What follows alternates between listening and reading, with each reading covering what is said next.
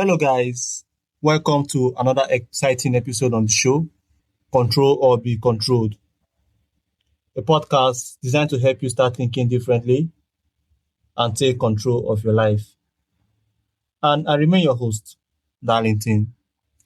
Today's guest is Robin Blair. Robin, welcome to the show. Thank you, Darlington. I'm so grateful to be here.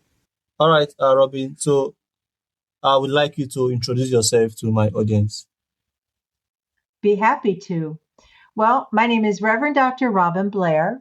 I'm ordained clergy in the United Methodist tradition.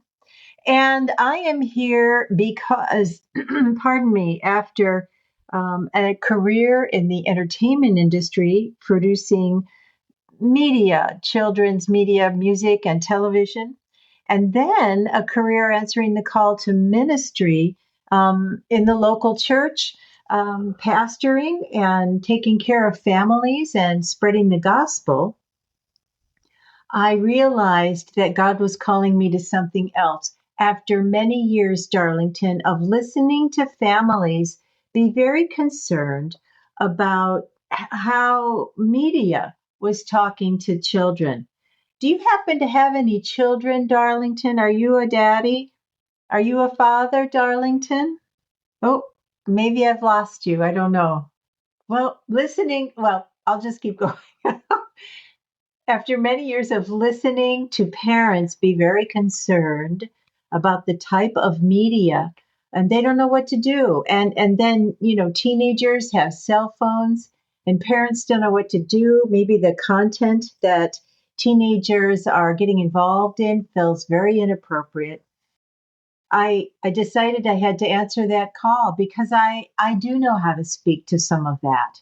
I do know how to help families prepare themselves for all of the media that is pointed at children and how to deal with the media that they're involved in today as teenagers on cell phones and through programming on TV and on computers. Bye. Don't forget to mark it so that's complete and leave me a review about the show on Podmatch. I can't, are you speaking to me, Darlington? I couldn't quite hear you. All right, Robin, thank you so much for that wonderful introduction. So, parents today are surrounded by difficult decisions about media. When it comes to children and entertainment, what are the biggest challenges families are facing right now? Well, uh, it depends, on the age of your child to a certain degree, but and it depends on the way that a family views media. I think entertainment media, for example, maybe at the end of the day, you like to sit down and watch something on TV, right? Who doesn't like that? We all do. It's entertainment media. Um, it's challenging when you have children of different ages. The older kids want to watch something, but the younger children, well, maybe it's not completely appropriate for children of all ages. But the younger kids went out, and now the younger children are exposed to things that maybe they don't need to be exposed to, whether it's uh, you know violent content or more adult themed kind of programs, and that's a real big challenge for a parent to have to explain what all these things are about to the younger kids. Another huge challenge is cell phones. Darlington, any of us, when we have our hands on a cell phone, what do? We look up anything we want. It's like a passport to the world, isn't it? Don't you? Can you do anything you want on your cell phone, Darlington? All right, thank you so much, Robin, for that wonderful answer. Well, actually, I asked you when you got your cell phone, you can just do anything you want on it, can't you? You can look up anything and go anywhere and watch anything, right? Yeah.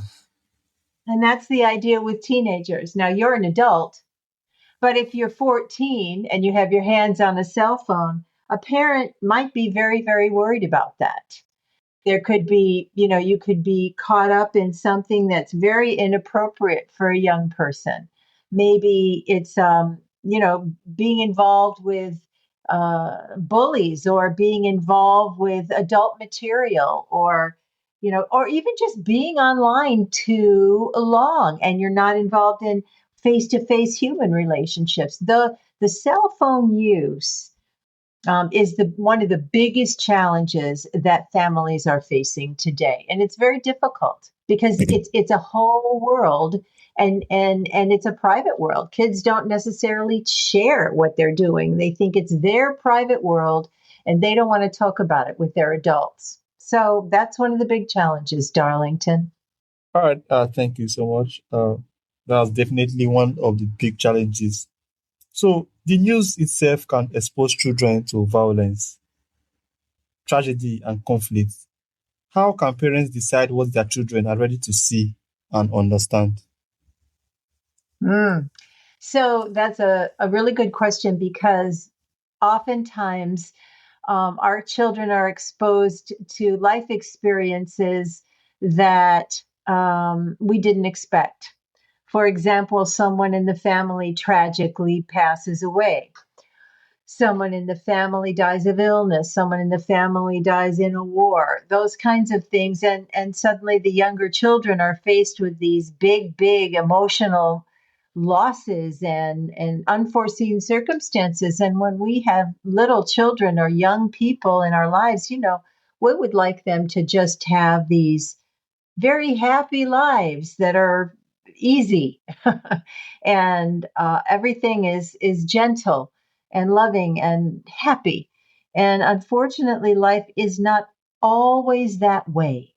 So every family is going to handle all of those things a little bit differently. But from my perspective, I like to come at it from a foundation of a faith perspective. And I'm a Christian clergywoman, so I would encourage anybody who is a person of faith to you call upon your faith principles. And everybody has a little different view. As long as your religion, whatever it might be, is based in love, then that's a great place to begin.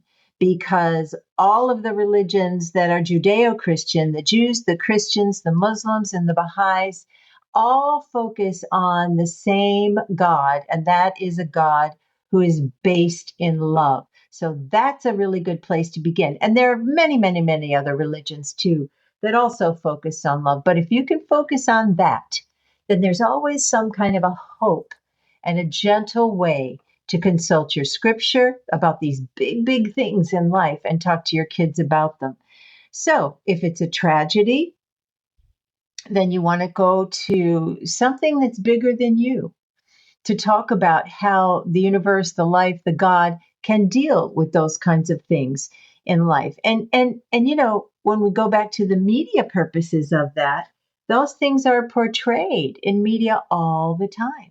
Now, if you're going to expose your children to media where there's constant death or loss or war or violence, and you better be prepared to explain what that's about and why, and how your family comes to those kinds of conversations and how you feel about it.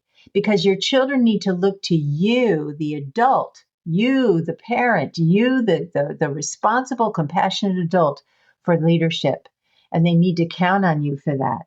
And that's part of being a parent. It's part of taking care of your kids. So the adults have to be solid in how they feel about all those things. And I suggest going to your faith principles so that you can go to your kids and with an age appropriateness explain what some of those encounters will be like through the course of their lives. Does that make sense, Darlington, to you?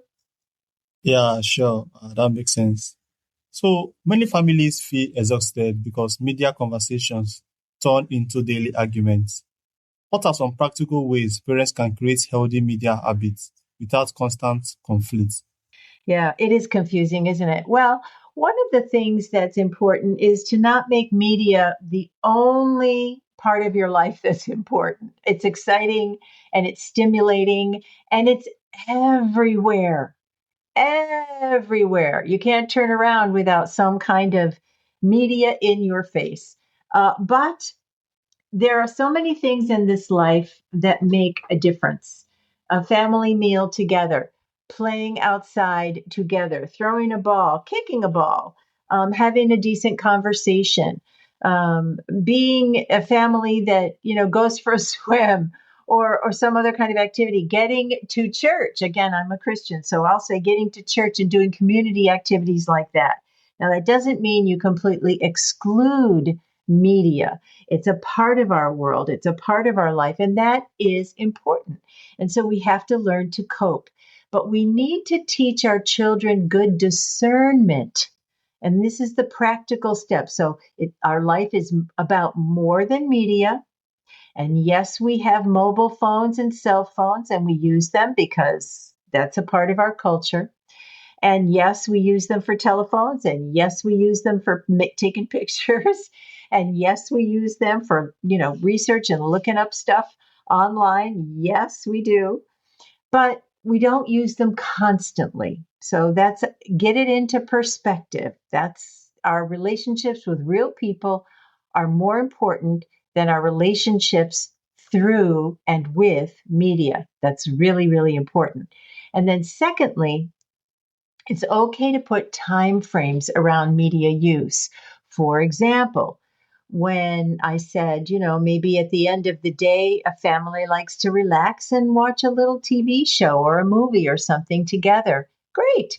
So that certain evenings or even every night, this amount of time is how much we spend in front of the TV. It's not on all day. Some people leave the TVs on all day. It's like wallpaper in the house. You know, Maybe that's not necessary. I understand how some people need it, like the sound and it's like company. But for children, it sets up something that is not necessary. Kids need to be alone with their thoughts and they need to go outside and play. And the distraction of media on all the time is not necessarily a good thing. In fact, I would encourage anybody listening to go to my website, robinblair.com, where there's a little quiz, and go to the spiritual coaching page and you can see a media and screen health quiz. It's free, takes 3 minutes. You answer 10 questions and it will tell you exactly how you feel, how healthy your family looks right now in terms of its media use. So the practical steps are make media a part of your life, but not the centerpiece of your life. And honor the media for certain times of the day and certain purposes. Maybe it's the family movie. Maybe it's only Saturday night. Maybe it's every night at this time, but not all the time. And be prepared. This is the third practical step. Be prepared as the grown-ups, as the adults in the household, to have really good understandings through your faith principles how to talk about the big stuff like, the tragedy things that you asked me about, Darlington, the big stuff, a war or a death and a loss, or even things like, bullying and mean kids who are mean to each other. And why is it that, somebody would, I don't know, hurt their pet or desert a dog or what's heaven like or, those kinds of questions. If they come up in media in a show, adults do not be afraid to talk to your kids about it and simply say, hey, what do you think about that? And get in there with that conversation so that they know to turn to you for those big questions. Because if you don't answer them, media will. And media doesn't love your kids like you do. So that's my third practical step. Does that make sense? Yeah, sure. Thank you so much, Robin. So, moving on, when it comes to children and smartphones, is there a right age for a child to have one, or should families approach that decision differently? Um, well, yeah, I guess it really is an individual family conversation because every family is different and every child is different. You know your kids. It's some children at 10 years old are so responsible and taking care of younger kids and preparing meals. Other kids at 10 years old, are not quite ready for certain responsibilities yet. So it really, adults, parents, you're the ones who know your children the best. So really, it really is family by family. But again, talk to your pastor, talk to your neighbors, talk to your friends. And that is actually an important thing, Darlington, because talk to the parents in your friend groups and in their school groups, and see if you can get a consensus among you. Like, what are we doing here with all of our 13-year-olds or our 8-year-olds or our 14-year-olds? If you can kind of agree as parents on some of the principles together, it goes a long way because you can support one another in some of these big questions. And I would really encourage it in your church. Big, big, big deal to do it at church and have those faith principles shared when you're talking about our kids ready for, do it in the church. Does that make sense? I hope that does, because having peer support among parents and kids, I think that's a Yeah, pretty sure. big deal. That makes sense. Good. So, movie and video game rating exist, but many families ignore them. Why do ratings matter, and how can parents use them as tools? Could you ask me that one more time, please? Movie and video games ratings exist, but many families ignore them. Why do you think ratings matter, and how can parents use Yeah, them as tools? yeah. So ratings is a whole conversation by itself. I was actually just preparing a workshop coming up on ratings themselves. I think the rating system, I think the rating system is really uh, difficult, and I think it is meant to confuse. It serves its industry sort of. It does not serve parents. It does not help kids. So we can sort of learn from video game ratings a few things. If it's rated M, I'm sure you know this, right? If it's rated M, it means mature audiences, and that is supposed to mean adults only. And that implies adult themes, violent contact, violent game playing. Often that's like first person shooter stuff. It means somebody's going to be blown up, you're going to kill things, really horrible, violent, get to the next level stuff. Maybe it's war, maybe it's not, maybe it's theft. It's violent. I don't even know why people play them, but okay, that's what that means. And as you walk, we'll say down the ladder, there's T for teen. That means a little, not really less violence, but less blood and gore. Okay, so there's still a lot of violence, but a lot of less bleeding on the street. I don't even know what that means, Darlington. And why is that? Who said that means less violence, right? So what I'm pointing out here is the ratings board, which is an industry board from the video game industry, created the board, and they're the ones who just made that decision. It wasn't you and me or somebody not in or a child development expert, or it wasn't anybody. It was people who make video games made these decisions. You understand? So they're self-serving. So whoever decided that that much violence over there is enough for M, and then this much violence over here is enough for T. Okay, good. And then you might knock it down to E for everyone, or E for E10. Oh my goodness. E, by the way, is not everyone, because then there's E10, and then there's younger kids too. So, the ratings mean very little other than the level of violence you would like your child exposed to. And I will only say this: it is family by family, adult by adult. But here's the main thing, Darlington. We learn what we practice. Now, I'm not saying that every, 12-year-old child who plays a mature M rated video game is going to turn into a first person shooter killer person. I'm certainly not saying that. But I am saying that there is a lot of evidence, scientific child development evidence, that says the more violent television and video game exposure you have, the less empathy you develop as a human being. So if I'm 12 and I'm playing these violent video games and watching violent TV and I'm laughing and I'm thinking I'm all that Miss Cool stuff, I'm less likely to care about the fact that you got hurt down the road. So next week you get hurt and you're lying on the sidewalk crying. It might be that I don't care very much. I have less empathy for you if my favorite thing to do is to spend 6 hours on a Saturday playing violent video games as a regular habit.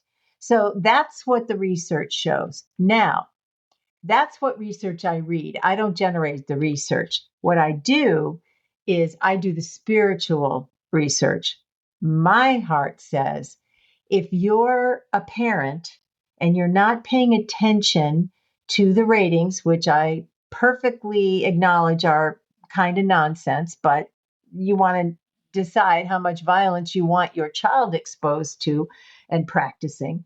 Um, how how does that level of violent play? When did violence become a game, Darlington? At what point did we decide it's okay to just play violent things and think that was a fun thing to do for hours on end? And what does that do to my soul and my spirit?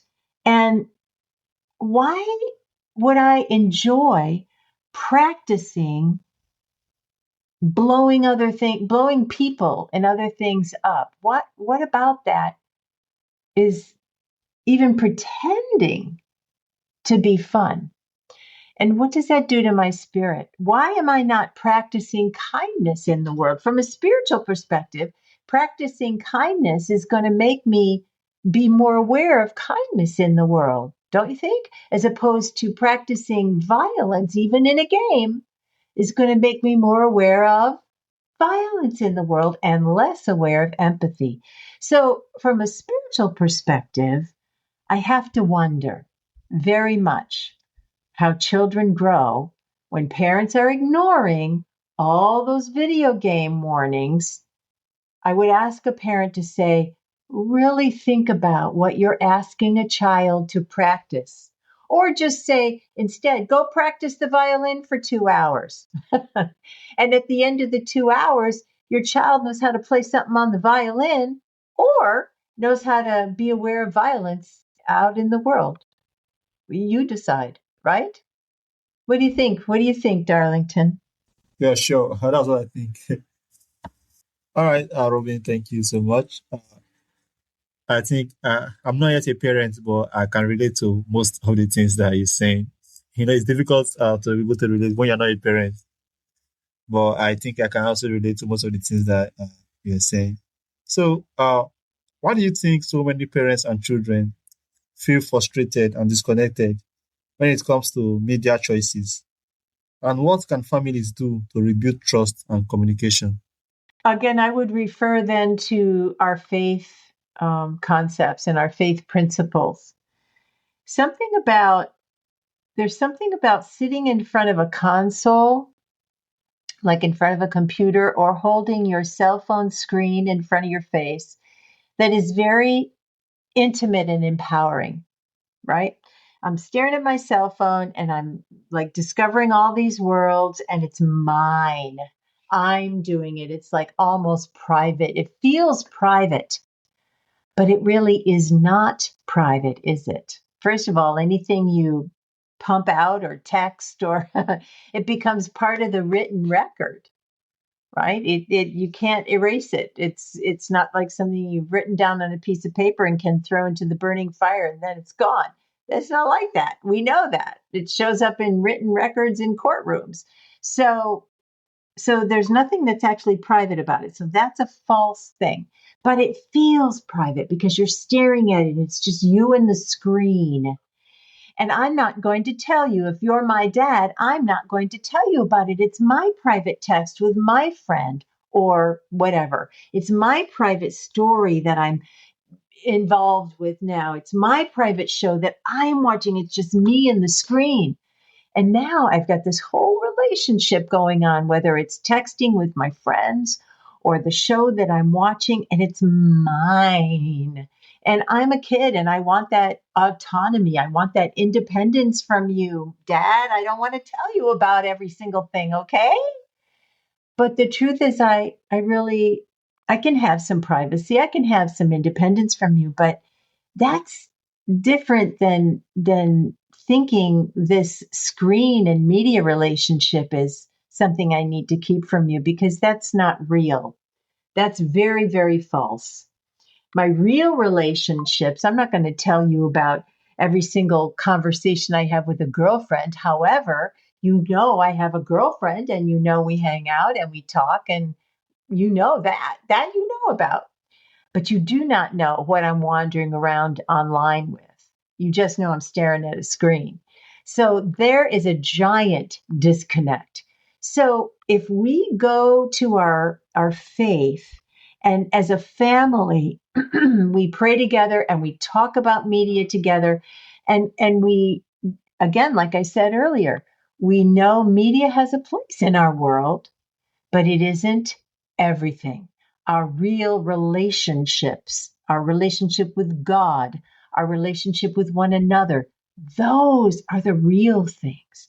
And media is just a part of how we communicate and entertain ourselves and educate ourselves. We take courses and classes online too. But it isn't the centerpiece, and it's gotten out of control. That's what's happened. Media has become everything. It has become the centerpiece for people, and that's why parents parents feel so disconnected. But we can pull it back, and that's what parents are trying to do now, and that's how I can help. So again, go to my website, robinblair.com, and take that media and screen quiz, the media and screen health quiz, robinblair.com, and go to the spiritual coaching page, and you'll find it there. It'll tell you right away how you doing with me, with your media and your family. It's not there's no right or wrong answer. It just tells you where you are, and I can help. So thank you for asking that. That's the disconnect, I think. All right. Thank you so much, Robin. Thank you for sharing your insight and your perspective on helping families navigate the complicated world of media, technology, and parenting. These conversations are more important than ever as families try to balance protection, trust, faith, and connection. So, for listeners who want to learn more about your work, your books, and your podcast or your resources for families, where can they connect with you? Yep. Thank you. Can I just say thank you for mentioning trust, because that is number one. That sometimes is what happens with that disconnect you asked me about. Trust. What is more important in our families, our relationships one another, than trust? Pretty much nothing is more important. So thank you for mentioning that word and that idea. Nothing more important. Well, it's robinblair.com. That's where you find lots of stuff about me, including that screen and media health quiz, and it's on the spiritual coaching page. So robinblair.com, simple, simple. And that's me, Reverend Dr. Robin Blair, and I'm happy to help. And I'm so grateful that you wanted to talk today about helping families figure out how to live in this giant media culture, this digital culture we live in today, because there's a way to do it. We are not powerless in this. Well, that's where you find out anything about me you need to find out. robinblair.com, and see that All right. media So, and screen health quiz. That will help you a lot. And all right. So, all right, robinblair.com. Darlington, thank you so much for this opportunity to chat with you today. It was an absolute pleasure. God bless you. God bless you.